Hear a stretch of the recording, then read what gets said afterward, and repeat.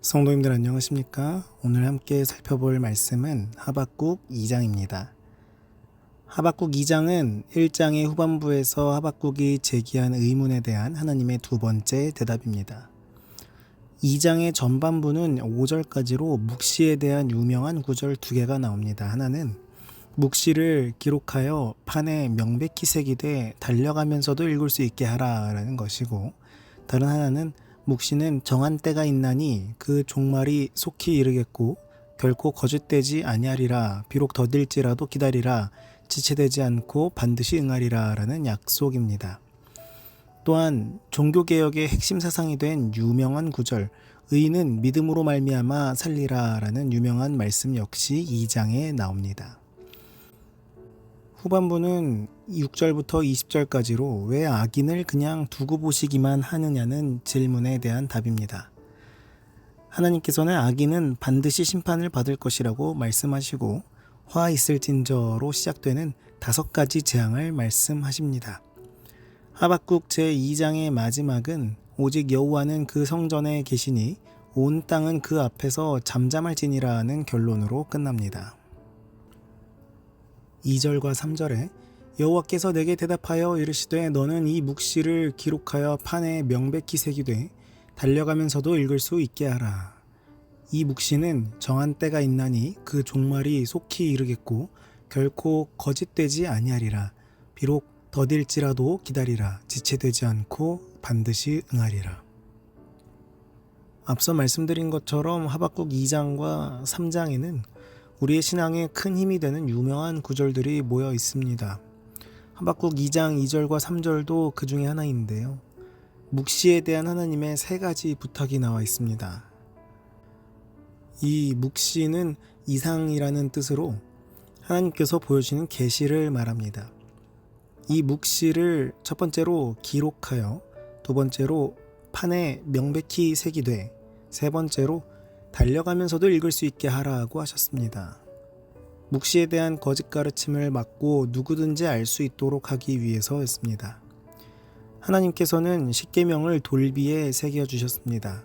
언젠가 패할 것 같으면 그렇게 하셨을 리가 없습니다. 현대의 삶은 마치 달려가는 것처럼 분주하기 짝이 없습니다. 그러나 그런 바쁜 삶 속에서도 하나님의 말씀을 읽는 것을 게을리해서는 안 됩니다.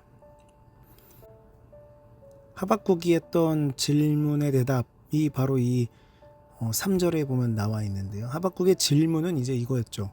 하나님께서 악이 성행하는 것을 왜 그대로 두시며 언제까지 참으실 것인가 했는데, 하나님께서는 3가지로 대답하시는 것입니다. 첫 번째로 모든 묵시는 거짓되지 않고 반드시 응할 것이다.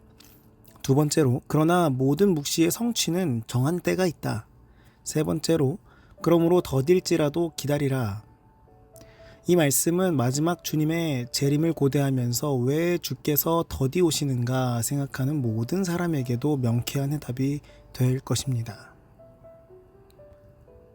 하박국 2장 4절은 성경에서 가장 유명한 말씀 중 하나이며 종교개혁의 원동력이 되기도 한 성경절입니다. 보라, 그의 마음은 교만하여 그 속에서 정직하지 못하나 의인은 그의 믿음으로 말미암아 살리라. 사도 바울은 로마서의 주제절인 1장 17절에 이 말씀을 인용했습니다. 복음에는 하나님의 의가 나타나서 믿음으로 믿음에 이르게 하나니 기록된 바 오직 의인은 믿음으로 말미암아 살리라 함과 같으니라.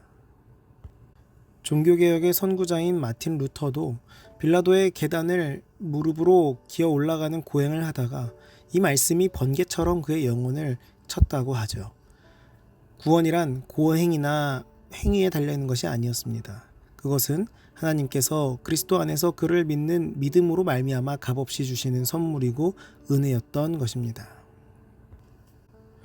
6절부터 살펴보면 이 여러 가지 화들이 나오기 시작하는데요. 5절부터 20절에는 화 있을진저라고 시작되는 5가지 재앙들이 나옵니다. 이 악인들에게 임할 화들이 이제 쭉 나와 있는데요.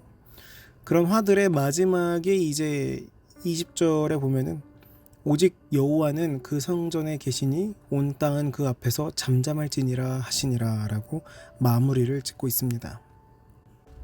그 중에 이제 세 번째 화에 대한 부분이 12절부터 14절까지인데 14절이 이는 물이 바다를 덮음 같이 여호와의 영광을 인정하는 것이 세상에 가득함이니라 라고 기록을 하고 있습니다.